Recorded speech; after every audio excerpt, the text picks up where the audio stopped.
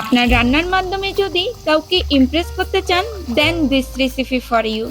Hello viewers, আসসালামু আলাইকুম। সবাইকে ওয়েলকাম করছি আজকের রেসিপি দেখার জন্য। যারা কুকিং হাউজের আজকের আয়োজনে থাকছে মোস্ট পপুলার একটা আলু পিঠার রেসিপি। আর এটা এতটাই ক্রিস্পি যেটা কিনা ছোট বড় সবাই খেতে পছন্দ করে। হুটহাট অতিথি আপ্যায়নে অথবা বিকেলের চায়ের সাথে নাস্তা হিসাবেও খেতে পারেন। আজকের পিঠা বানানোর জন্য এখানে আমি 4টা মাঝারি সাইজের আলু নিয়েছি আর আলুগুলোকে খুব ভালো করে পরিষ্কার করে নিয়েছি। আলুগুলোকে আমি খুব ভালো করে সিদ্ধ করে নিব। এর জন্য আলুর মাঝ বরাবর দাগ কেটে নিচ্ছি, এতে করে আলু খুব তাড়াতাড়ি সিদ্ধ হবে। আমি 4টা আলুর মাঝ বরাবর কেটে নিয়েছি। এখন একটা পাতিলে তুলে নিচ্ছি। আলুটাকে সিদ্ধ করার জন্য এখানে দিয়ে দিচ্ছি পর্যাপ্ত পরিমাণের পানি আর ঢাকনা দিয়ে ঢেকে চুলার হিটটা বাড়িয়ে দিয়ে খুব ভালোভাবে সিদ্ধ করে নিব। আলুটাকে খুব ভালোভাবে সিদ্ধ করে নিতে হবে। আলুটাকে আমি খুব ভালোভাবে সিদ্ধ করে নিয়েছি। এখন চুলা থেকে নামিয়ে একটা বাটিতে ঠান্ডা পানিতে তুলে নিচ্ছি। আলু সিদ্ধ করার পর যদি একটু ঠান্ডা পানিতে ভিজিয়ে রাখা হয়, এতে করে আলুর খোসা ছাড়াতে অনেকটাই সুবিধা হয়। আপনারা আপনাদের সুবিধা মতো আলুর খোসা ছাড়িয়ে নিতে পারেন।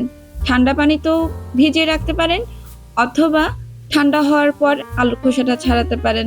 এবার পানি থেকে তুলে নিচ্ছি।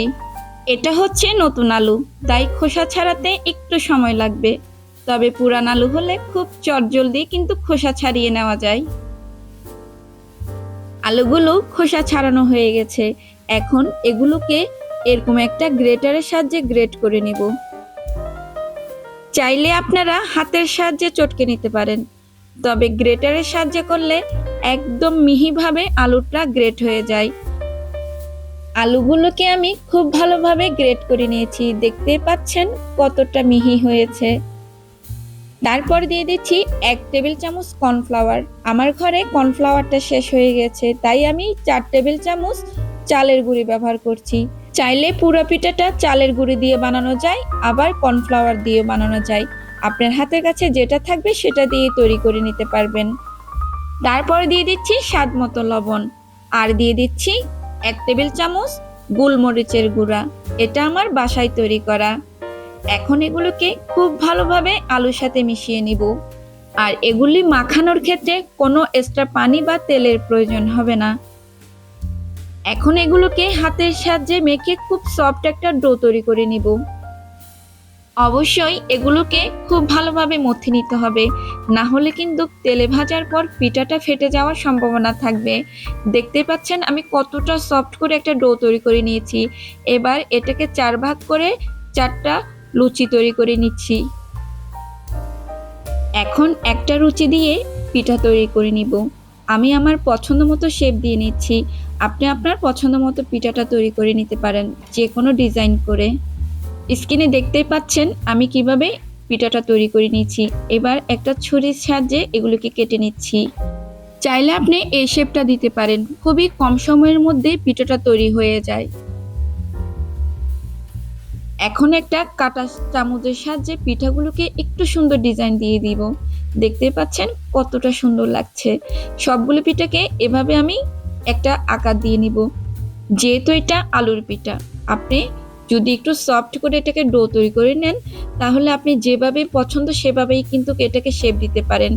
দেখেন কতটাই সুন্দর লাগছে। তো আমি সবগুলো পিঠাকে এভাবেই তৈরি করে নিচ্ছি। পিঠাগুলো তৈরি করা শেষ। এখন আমি একটা প্লেটে তুলে নিচ্ছি। মাঝারি সাইজের 4টা আলু দিয়ে 30টার মতো পিঠা হয়েছে। দেখতে পাচ্ছেন পিঠার সাইজগুলো কতটুকু রেখেছি আমি। এবার একটা কড়াইতে দিয়ে দিচ্ছি 2 কাপের মতো সয়াবিন তেল। তেলও তেমন একটা বেশি লাগবে না, একেবারে যে ডুবো তেলে ভাজতে হবে তেমন কিছু না।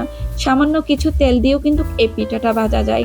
আর তেলটা অবশ্যই হাই হিটে গরম করে নিতে হবে। একদম গরম তেলে পিঠাটা ভেজে নেওয়ার চেষ্টা করবেন। যত গরম তেলে পিঠাটা ভাজবেন ততই কিন্তু ক্রিস্পি হবে। পিঠাগুলোকে অনবরত নেড়েচেড়ে ও পিঠে পিঠ দুনো পিঠ কিন্তু গোল্ডেন ব্রাউন কালার করে ভেজে নিতে হবে। অবশ্যই বেশি কড়া ভাজি করবেন না, তাহলে কিন্তু দেখতে ভালো লাগবে না। আমি পিঠাটা যে লেভেলের ভেজে নিচ্ছি ঠিক এভাবেই ভেজে নিলেই চলবে। পিঠাগুলো ভাজা হয়ে গেছে, এখন চুলা থেকে নামিয়ে নিচ্ছি। মাশাল্লাহ, পিঠার রংটা যেমন সুন্দর হয়েছে ঠিক তেমনই কিন্তু মচমচে হয়েছে। শব্দ শুনে নিশ্চয়ই বুঝতে পেরেছেন কতটা ক্রিস্পি হয়েছে। আমি একই প্রসেসে সবগুলো পিঠা ভেজে নেব। আজকের রেসিপি ফলো করে আলুর পিঠা তৈরি করলে খরচ যেমন অনেকটাই কম, ঠিক তেমনই সময় লাগবে একদম সামান্য।